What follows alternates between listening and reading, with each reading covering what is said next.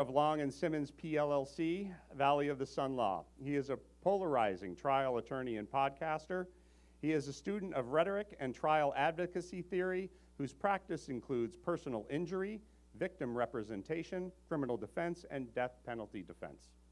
Matt is a product of the following Arizona public schools: Meyer Elementary, Connolly Junior High, McClintock High School, and Arizona State University. His personal and professional life was instructed by his upbringing in the LDS Church, also known as the Mormon Church, also known as the Brighamite branch, also known as the Church of Jesus Christ of Latter-day Saints, but whose legal title is the Corporation of the Presiding Bishop of the Church of Jesus Christ of Latter-day Saints. Okay. Matt was a missionary in the Marshall Islands, and after his mission, worked at the Marshall Islands Program Director for an international adoption agency. He and his wife are the parents of a child adopted from the Marshall Islands and the parents of 2 children to whom they contributed their own genes.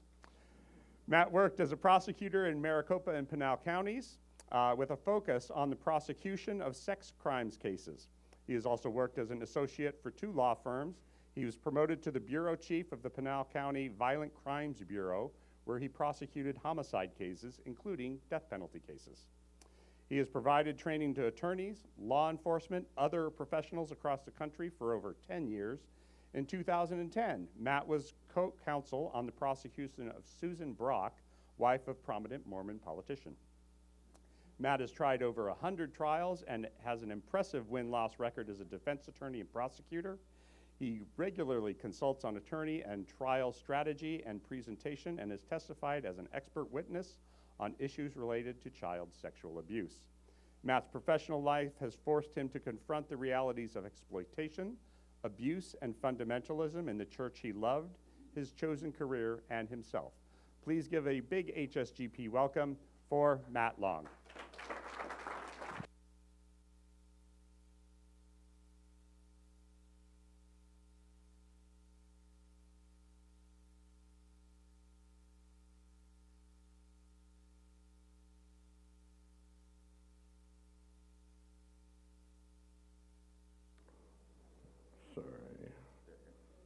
Yeah, you hear me? Yep. Great. We're running 2 recorders here, so I'm going to get this one started and we'll get going. Okay.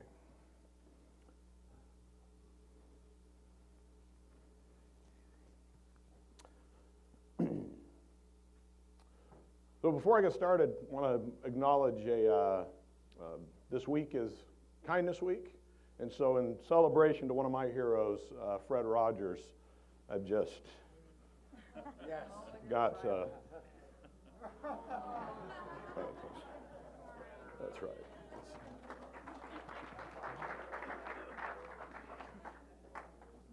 It's really because they say that knits like this are slimming, really is the primary. They're not on me anyway.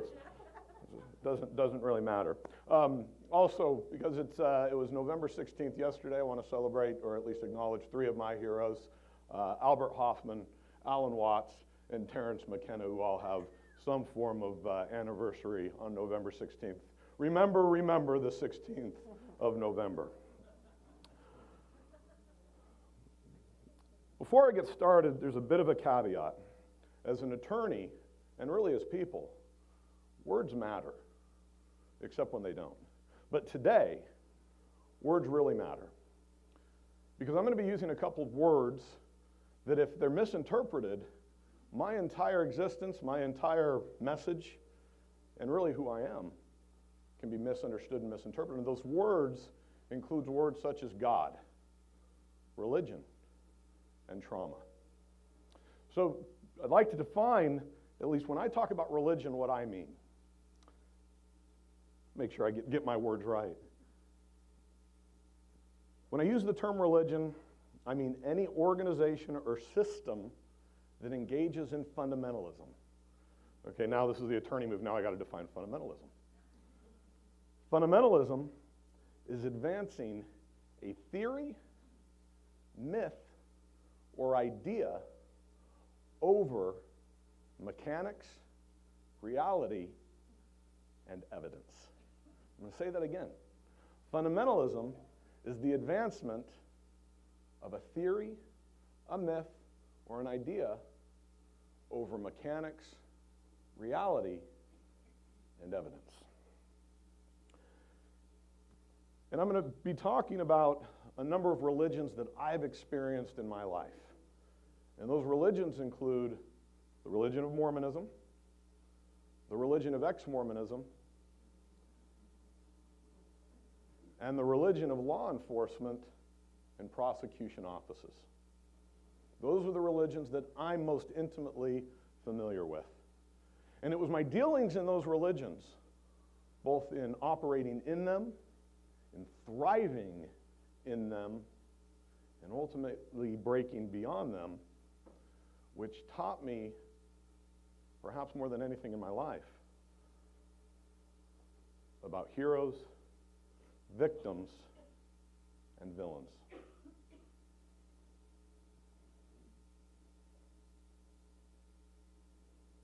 It taught me about the patterns of exploitation, abuse, and corruption. And it taught me that the thing that I desire most is to not exist beyond Mormonism, but to exist beyond isms.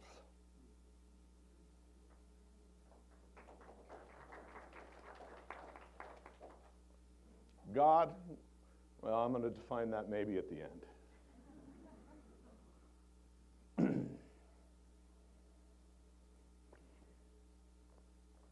Prologue. The caterpillar sits in the tree, puffing condescendingly and knowingly on his pipe, looks down at the little girl and asks, "Who are you?" The little girl Alice looks up and says, "Well, I hardly know, sir. I've changed so many times this morning, you see." "I do not see. Explain yourself." "Well, I'm afraid I can't explain myself, sir," Alice responds.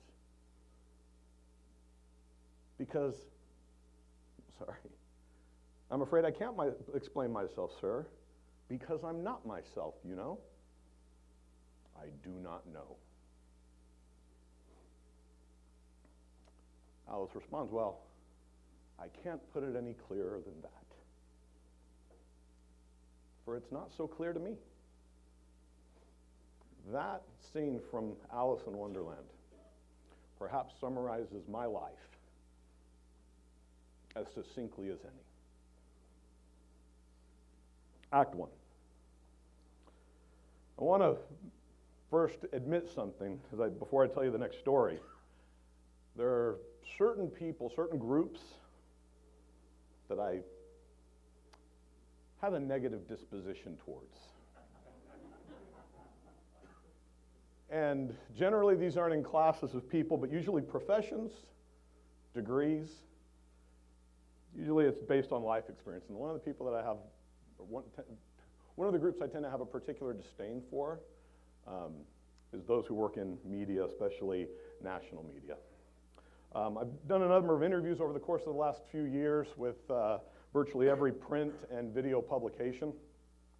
And that experience has caused me to be ornery. Recently, I got a call from a producer for ABC Nightline. And as I was interviewed about issues of my experience dealing in sexual abuse with religious organizations in particular, and she asked me a question. She said, "Well, can I ask? I understand you grew up Mormon.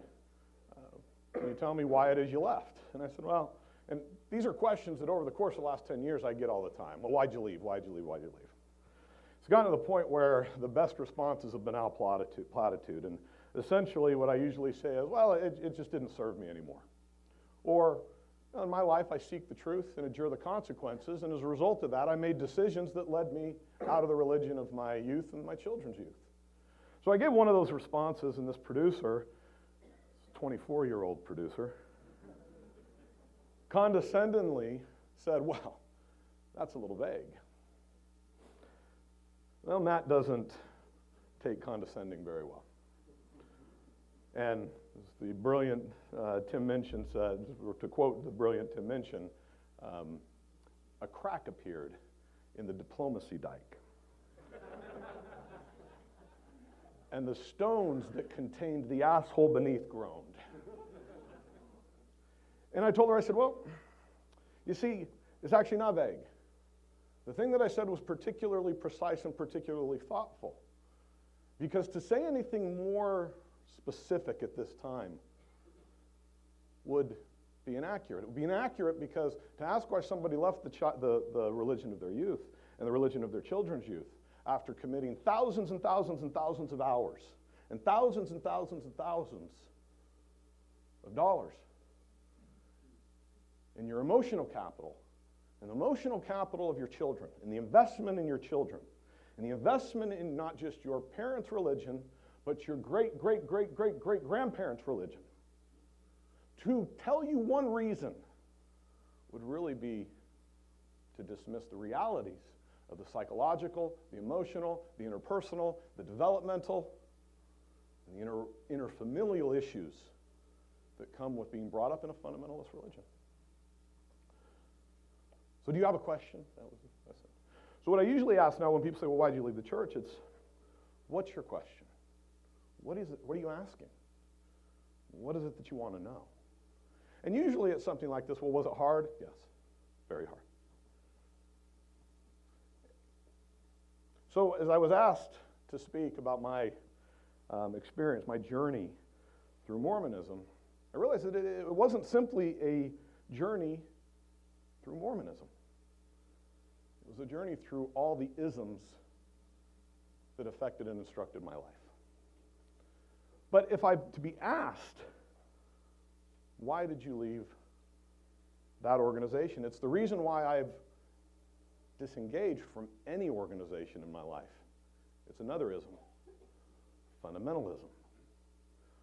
Fundamentalism led me out of the religion of my youth, the religion of my children's youth, but it also led me out of ex-Mormonism and prosecution. It also led me out of some very deep and persistent familial patterns. Fundamentalism.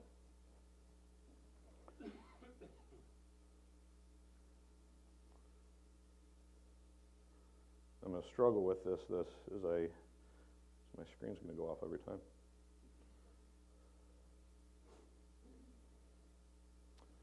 Who am I? Why am I here? Where did I come from and where am I going? These are questions that the religion of my youth, my parents' religion, claimed to be able to answer.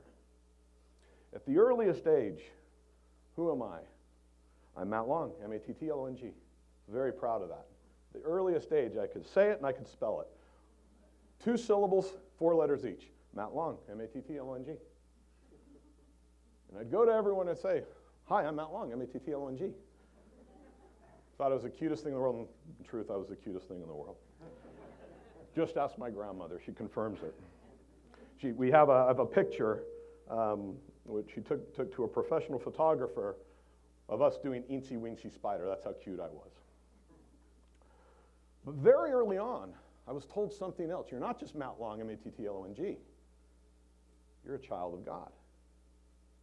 You're a member of the Mormon Church.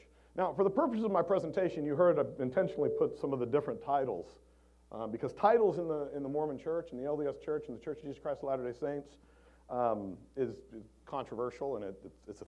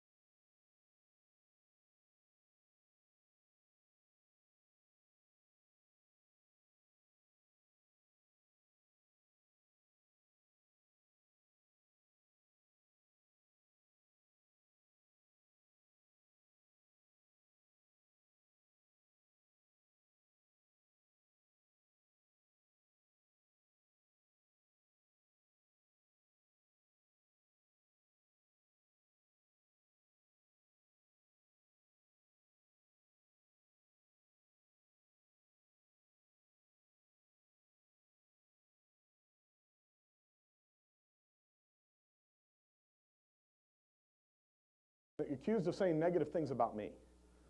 Okay. Well, I'm clear on that because although I hold very strong opinions about you, I didn't say anything.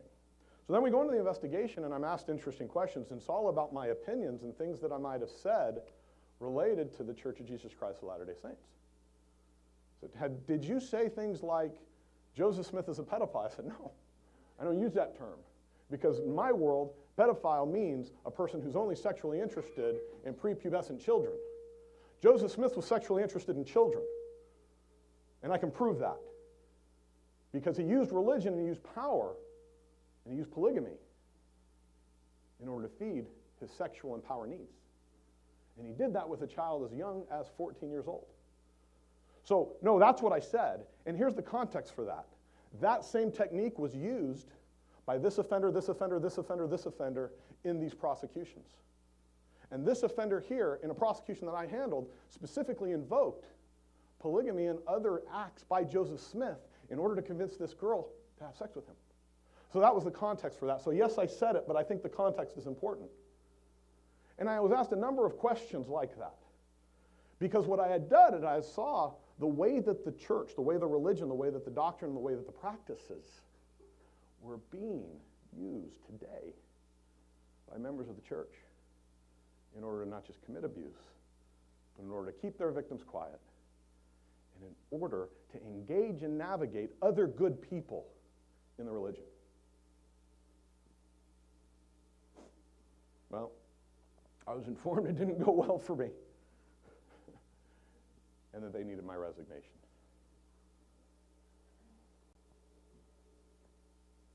Second crisis of faith. This time against the career that I had committed to. A career that had invested in me. A career that had taught me to not just be dangerous in court, but to be good and right. Well, I became a defense attorney and very quickly saw how myopic my world was as a prosecutor. Because now I started dealing with other prosecutors who weren't me and weren't my people. And this fundamentalism that I saw in my church was in my career as well. And I started representing child molesters. And I started representing other people who were accused of horrible crimes. And I started representing murderers. And that gave me a unique experience in the fundamentalism of law enforcement and prosecution offices. I had to get cases dismissed because the right evidence wasn't presented to grand jury. I had to go to trial. I had to cross-examine child victims because the law enforcement officer and the prosecutor did not do what they needed to do to build a wall of evidence around that child. So the very things that I was protecting against, or I should say, the techniques that I used to protect the victim, when those were violated,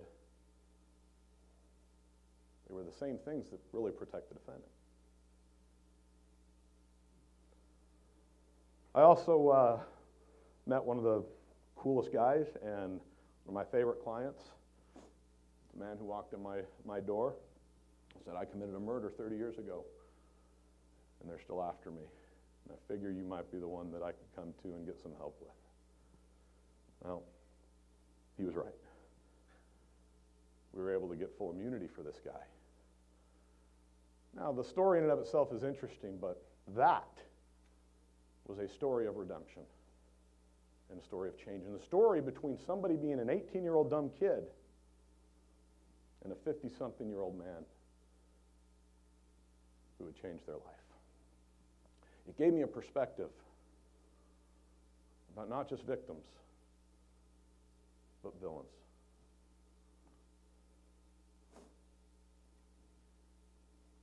And then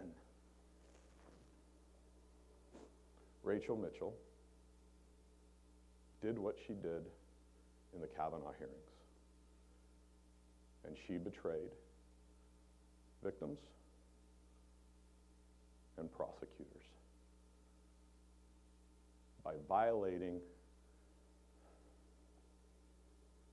by not applying the things she taught me to teach, she taught me to apply.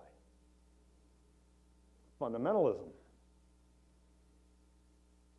And now I'm seeing this fundamentalism, this advancing theory, ideas, and myth over mechanics, reality, and evidence in order to secure positions or in order just to not rock the boat. And I saw that in this prosecution world. So who am I? Matt Long, M-E-T-T-L-O-N-G. I'm a husband, I'm a father, and I am comfortably a defense attorney. Comfortably a defense attorney because I can apply the exact same things that I did as a prosecutor to the defense world. And in applying those same things, I protect both victim and defendant. That may seem complicated, but we'll get into that another time.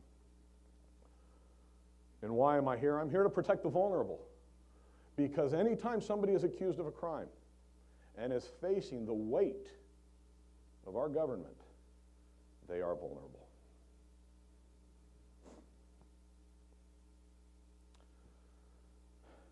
As part of this, I get involved in the podcasting world.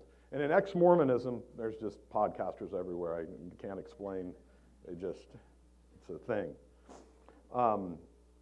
And, you know, I'm podcasting and I'm really processing from a place of anger, frustration, confusion, and doubt. That's a really bad place to be communicating from. It's from an emotional place. And I'm there with the weight of these kids, the weight of the government, the weight of these things that are going on, and seeing the way that my religion operates. And so I'm podcasting. I'm getting involved in this community, this online community that people will identify as ex-Mormonism. I'm an ex-Mormon. And I can tell you this, if you encounter somebody that identifies as an ex-Mormon, know that you are dealing with a very vulnerable religious refugee.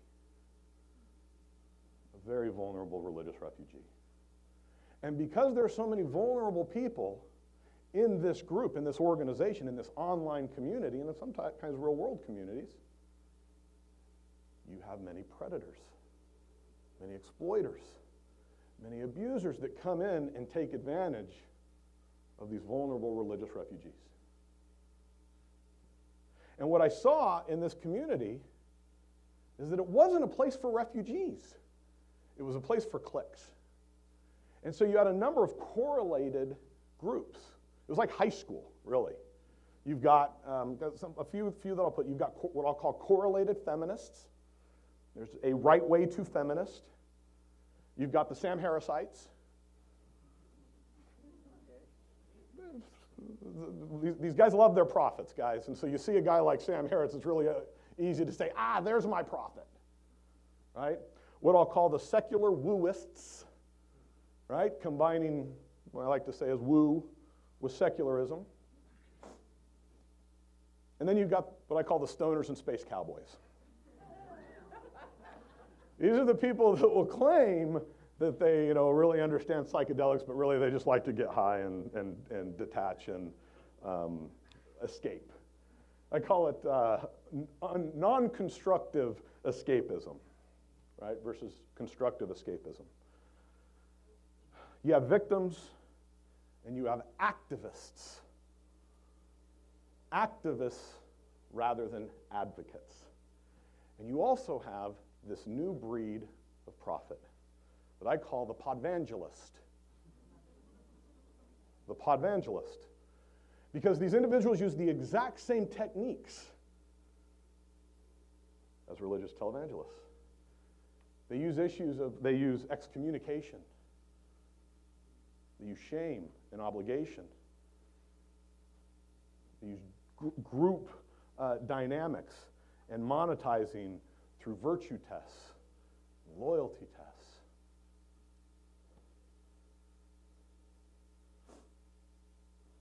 It attracts financial and sexual predators using the very same techniques of the church that these people fled from.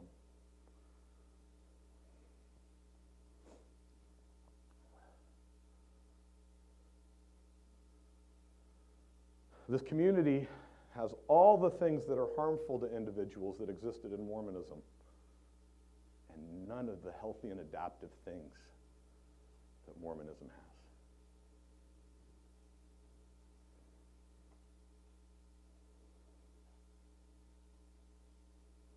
Because there are no one in this community protecting the vulnerable. Because a way to spot fundamentalism in an organization is to look at groups where vulnerable individuals don't have a voice and are taken advantage of. And that exists in Mormonism, in ex-Mormonism, and too often in law enforcement and prosecution situations. Look at the treatment of the vulnerable. And what that taught me was the need to avoid isms in my life. But more importantly, to not make connections with individuals based on things we don't like. Hey, do you hate broccoli? I hate broccoli too. Let's hang out. That's essentially ex-Mormonism. In any group it says, we're again that, so let's join up. Not healthy. Not healthy. It really caused me to reflect on embracing the pure form of humanism and what that means. And to be cautious of adopting labels, and especially be cautious of trusting anybody because of their label. Well, this led me to a place of isolation for a number of years. Once again, I felt alone. Who was I? I'm Matt Long, M-A-T-T-L-O-N-G. I'm a husband, and I'm a father. I have no idea what I'm doing in life. I understand the job, I understand defense, I understand personal injury work, and I find satisfaction and purpose in protecting the vulnerable by doing defense work and by representing individuals against corporations, institutions, and insurance companies, other forms of fundamentalism. And because I'm doing death penalty work, and because I'm in these circles, and I've been very fortunate to have a wife who was an educator for over 20 years, working in special ed world in this, I got enmeshed in the world of trauma awareness, and became trauma responsive. Started to understand the best techniques and the best strategies in not just being aware of the trauma that people experience, but the response to that. And I was able to study from some of I started studying in the MAPS world and learning about the efficacy of the trials, the pharmacological substances and plant medicines, which are currently in phase 3 trials right now. The evidence about the effectiveness of combining these substances with therapy was incredible. And the thing that was so frustrating was I saw an extension of the war on drugs. Because in addition to making harmful things legal and punishing to a certain degree, to a degree that I think is unjust and is ineffective, we are also making illegal known healing substances. Known. We don't have to guess. So at this point, I started adopting one of my favorite statements from, I think it's Joe Rogan. When anybody kind of makes any definitive claim about perspective, or about perception rather, he says, okay, that's cool, but have you smoked DMT?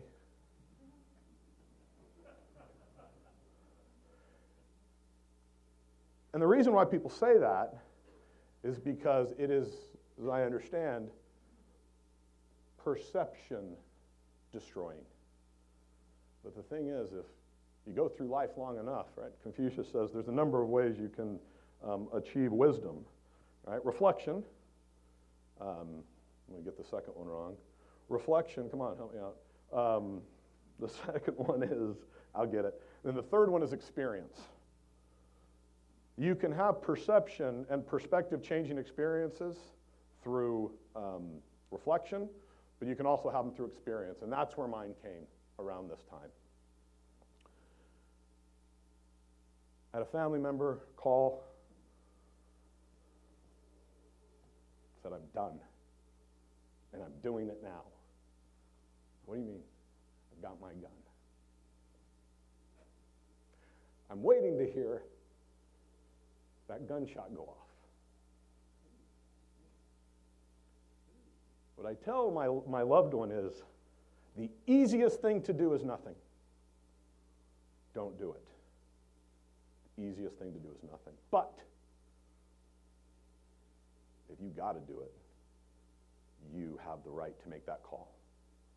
And if you're going to do it, let's make sure you do it right, you do it clean, and you don't leave a mess for mom and dad. Do nothing. Fortunately, my loved one did nothing. Called me back later and said, thanks. It was really helpful. Cool. What's up? Why? You know why. My loved one had been dealing with the realities of abuse for decades. As a trauma professional, somebody who lived in this world and understood this world, was blind to it when it was in my front yard. Perception shifting. That's cool. You ever smoked DMT? Right around this time,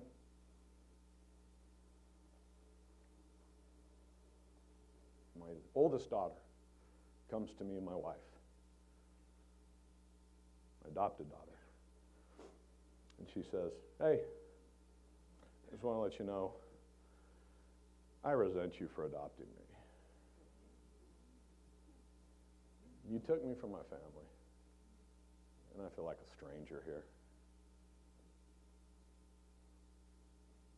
Life's pretty cool. You ever smoked DMT? The world, perception and perspective, obliterated. What I didn't tell you is, when we adopted her, we found out she had a congenital heart defect, and she would have died by the time she was 3 years old. But here's the thing. She was right. She was right. We did steal her from her family. We did make her a stranger in a strange land. We did. Because we engaged in our own familial fundamentalism. Because when we adopted her, we treated her as one of two things: an extension of her birth family or an extension of us. Because what we wanted to be true, what we encouraged from day one was, you are exactly the same as your brother and sister. We are one family. You are the same. We love you the same. And that was true. We felt that. But that wasn't her experience. And so in trying to make her an extension of the family, an extension of us, we engaged in the very sin that I resented in my church. By treating me as an extension of God, an extension of the church, and an extension of the family.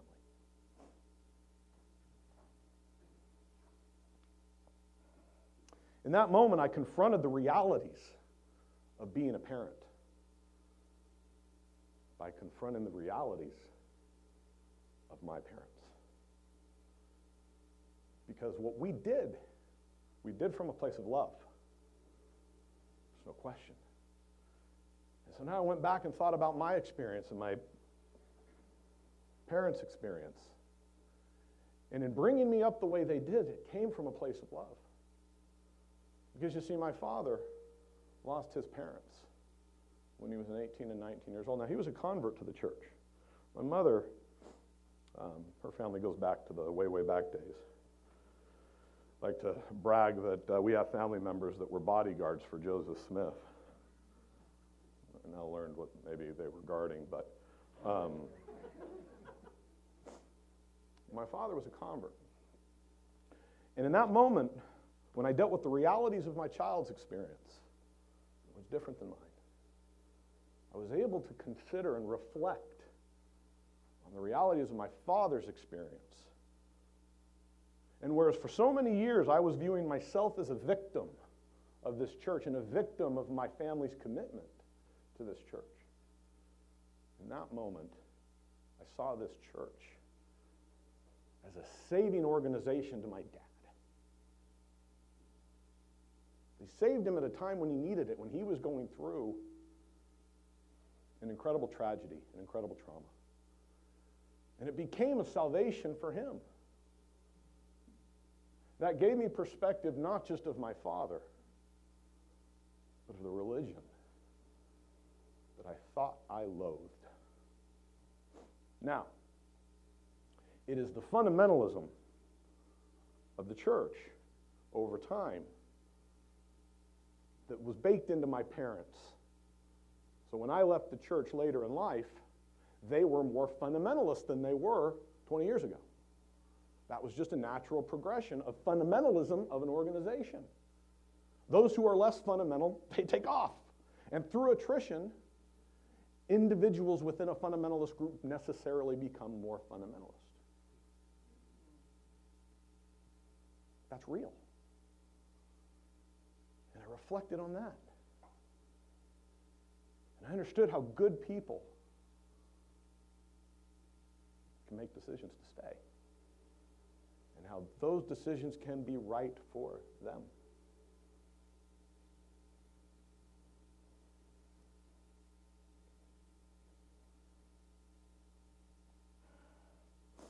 A couple other things happened. Within a week, I got a call from one of my kids, one of the kids that I did a trial with, that I had to put on the stand and ask her about the worst experience that she had when she was 10 years old. And she called and she said, "Hey, I'm graduating. And I just want to tell you, I'm really excited. Life's going really well. And I think about you a lot. And I just want to thank you. I wanted to tell you what's going on in my life."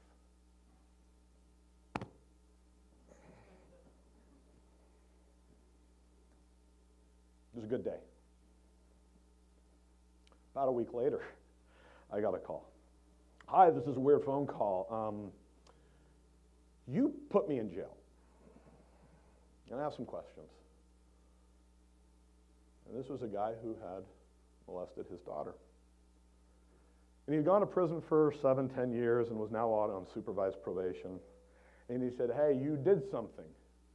You put in the plea that I can never get off probation ever. And, I'm doing really well, and here's the progress that I've made, here's the treatment that I've done, here's all these things. And everybody says I'm a good candidate to get off probation, but they say I can't because of what you did." I said, "Yeah, they're right. I was really, really smart. And I understood that I could bind the hands of future people, because when I was operating in my fundamentalism, I was using the tools of a prosecutor to affect people's lives. Now, I have reasons for it, but in retrospect, I wish I would not have done that." And so I have a conversation with this guy and kind of explain my process and why I did what I did, and maybe how some things have shifted now. And we talked a little bit, and finally I asked him, I said, "Hey, can I ask you? You thought about why you did it?" And he said, "Yes." I said, "Dang, you gave that answer pretty quick. You thought about why you did this." And he told me. Perspective shifting.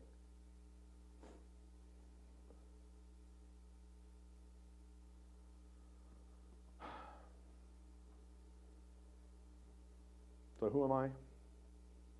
At this point, I'm Matt Long, M-A-T-T-L-O-N-G. I'm a husband. I'm a father. I'm a hero. I'm a victim. I'm a villain to somebody today, just like everybody else. But I'm working hard to not be a villain anymore, and to be a hero more than not. And I understand that in being a hero and trying to be a hero, being a victim is inevitable. And I'm okay with that. And why am I here? I'm just here to be. I'm here to try to become like a little child.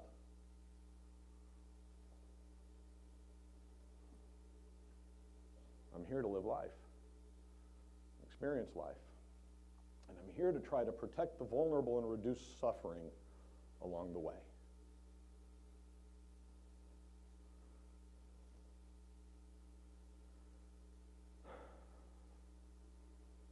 I now embrace tribalism, because tribalism is healthy. Tribalism is adaptive. Because as I'm dealing in these trauma circles, as I'm dealing with people who want to fight this issue, the issue of to reduce suffering, I'm finding my people everywhere. I'm finding people that are in Mormonism. I'm finding people that are from the FLDS community and from the polygamy communities up in Colorado City who want to fight these same issues. And I have people in law enforcement, and that are prosecutors, and that are teachers, and that are social workers and psychologists, and come from all different walks of life. And we're combined not in what we are against, but in what we want to create. And what we want to create is a shield. One of the greatest weapons, Captain America's shield. A weapon of protection. Because the opposite of war isn't peace, it's creation. It's creation. And so I'm identifying in all of these groups, in all of these organizations, in families, and in our individual lives, the enemy is fundamentalism. The enemy is advancing myth, theory, and ideas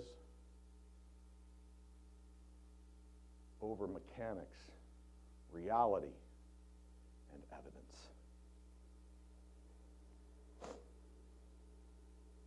Fundamentalism. Because when I break it down to its core, what that experience with my daughter did, in communicating to me why she resents us and why she feels alone just as I did at 8 years old, was because of our fundamentalism. And in learning that about my oldest child, I was able to stop doing that with her as well as my younger kids. And rather than treating them as extensions of me, rather than being their God, I stopped. I did nothing, and I looked at them and I said, "Who are you? Tell me about your world." Because as parents, there are a couple camps. There's authoritarianism, and there's permissiveness. And both of those are forms of fundamentalism. Both of those are fundamentalism. What we need, what all children need, is for parents to be responsive. Responsive, which is a balance of permissiveness and boundaries. To be responsive. Anything short of this is fundamentalism. And fundamentalism breeds trauma. Fundamentalism breeds trauma. So, I tried to be more like the caterpillar. Not just to my children, but myself.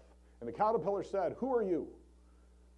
And what she answered said, "I don't really know. I've changed so many times, you see."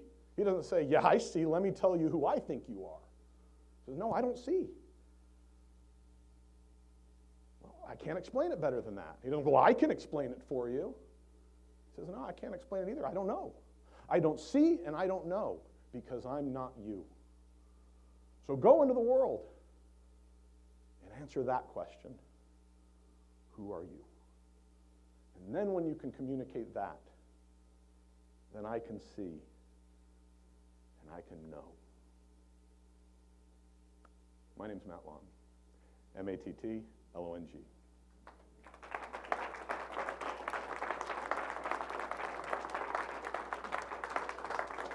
We do have 5 minutes for a couple of quick questions. You will be next. Thanks, Matt. I grew up in northwest Pennsylvania, Erie, PA, and I have a question about Catholicism, Okay? which is really related to I read the indictments, the grand jury indictments of hundreds of priests. Right. And as I've read various Gary Wills and others, it seems like the molestations come from celibacy, clericalism, and hierarchy, at least in the Catholics. But how does that relate to Mormonism, where I don't think there is a culture of celibacy? Right. Or is there any? Or are they just separate? Well, so what there is there's a culture of hyper-chastity, which can be certainly tied to that.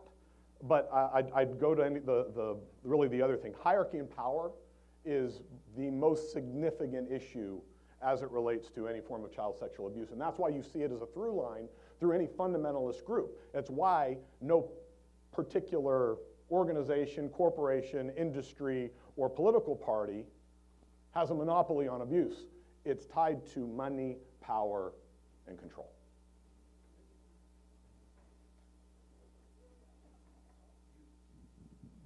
Okay, you had mentioned in the beginning that you were seeking God if there is one, something like that. Yeah.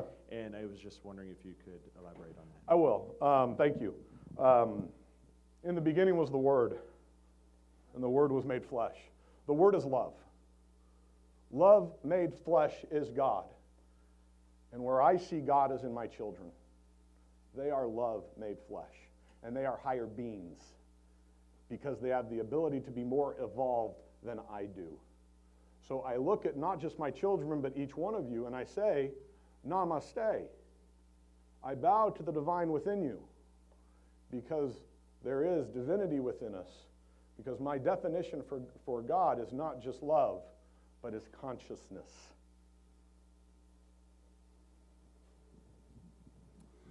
Hi, Matt. My name is Rob Alexander. First of all, thank you for being vulnerable and sharing your story with us today. You've said a lot of things that have made me think about my experiences and biases. We might not have time to go too far into this, but I'm curious if you're able to share a little bit about your current position as Paul Peterson's defense attorney and how that fits into the rest of the story you've told us Sure, today. I'm not Paul Peterson's defense attorney. I withdrew very soon after it got started because of personal and emotional conflicts, because of my connections with the Marshallese community, because of being an adoptive father, and because of being a personal friend of Mr. Peterson. I made the decision to not represent him. However, I will be talking about these issues in a public forum in the future, because it's clear that trials are now being handled publicly, and we've got now not just media trials, but we've got social media trials. And as a trial attorney, I intend to get involved in that fray. So the same principles do apply, is that we should consider things like evidence, procedure, narratives, motivations, agendas, rhetoric, and we should view things holistically. So that will be coming. Thank you very much, Matt, for your time. Please give a great big HSBP thank you. Here is our tradition to mug our speakers. Awesome, thank you so much. Appreciate it. Thank you very much, Matt. Thank you. Anyone who has questions, welcome to just grab me privately. Happy to have conversations with anyone. So that does conclude today's meeting. If you would, please give our speaker another round of applause. My son is Ian Pettigrew, and he would let me tell you hello for him. We are having a board meeting right here in this room at 12:30. If you'd like to attend, see how the sausage is made, we do invite you all to see what's going on. The other thing is, please help us